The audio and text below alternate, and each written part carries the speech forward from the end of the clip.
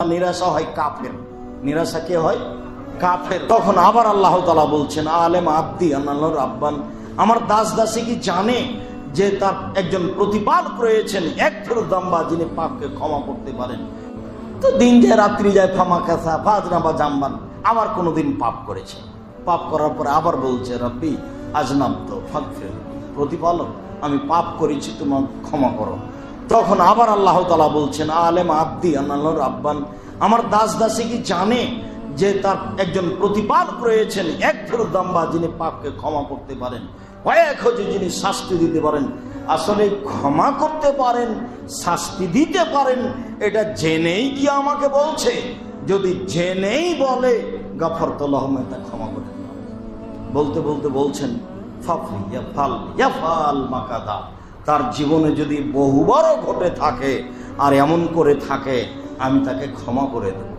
এর অর্থ এই নয় যে বহুবার করতে বললেন, এর অর্থ এই যে পাপ করে যেন মানুষ নিরাশা না হয়। বহু তওবা করেছি তারপরও সেটা হয়, বহু তওবা করেছি তারপরও সেটা হয়। একটা হলো নিশা যখন হয়ে যাবে, খুব তওবা করলেন। আব্দুর রাজ্জাক সাহেব বললেন 3 শ্রেণীর মানুষ জান্নাতে যাবে না, তার 1 শ্রেণীর মানুষ এসে বিড়ি তামাক জর্দা সিগারেট গুলজে খায়। খুব তওবা করলেন, 3 দিন টিকার পরে আর নেই।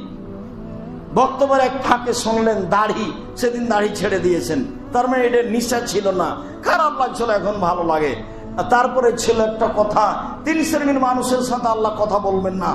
টাকনুর নিচে প্যান্ট লুঙ্গি পরে যে আমি সব প্যান্ট কেটে দিয়েছি, এটা সহজ, এটা করে ফেলেছেন। যদি এটা সহজ নয়, কিন্তু বিড়ি তামাক জর্দা সিগারেট এমন জিনিস যে এটা নেশা, কেউ যখন নেই, আচ্ছা তো তওবা তো করেছি, এখন তো কেউ দেখে না। আর একটা হলো অশ্লীল কাজ, সেটা হস্তমতন হোক, সেটা ল্যাংটা মেয়ে দেখা হোক, সেটা যেটাই হোক না কেন, অশ্লীল কাজ এত খারাপ, এত খারাপ, এত খারাপ, হাদিস জাল। কিন্তু আল্লাহ নবী বলছেন কেউ যদি বলে পাহাড় সরে গেছে এক জায়গা থেকে আর এক জায়গা, বিশ্বাস করে নিও। কেউ যদি বলে তার অভ্যাস পরিবর্তন হয়ে গেছে, বিশ্বাস করিও না। হাদিসটা জাল, মানে আর রাসূলের কথা এটা নয়। মানুষ পরিবর্তন হতে পারবে, এ কথাই ঠিক।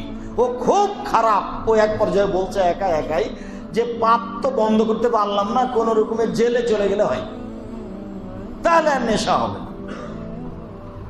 আর একবার বলছে যে পাপ তো এটা ঠেকানো যাবে না, সবসময় ফাঁকা জায়গায় থাকবো, কেউ যেন না দেখে। ও মনে মনে বলছে, তার মানে খুব চেষ্টা করে কিন্তু নিজেকে টিকিয়ে রাখতে পারে না। অভ্যাস খুব খারাপ জিনিস, যার কারণে মানুষে বলে অভ্যাস।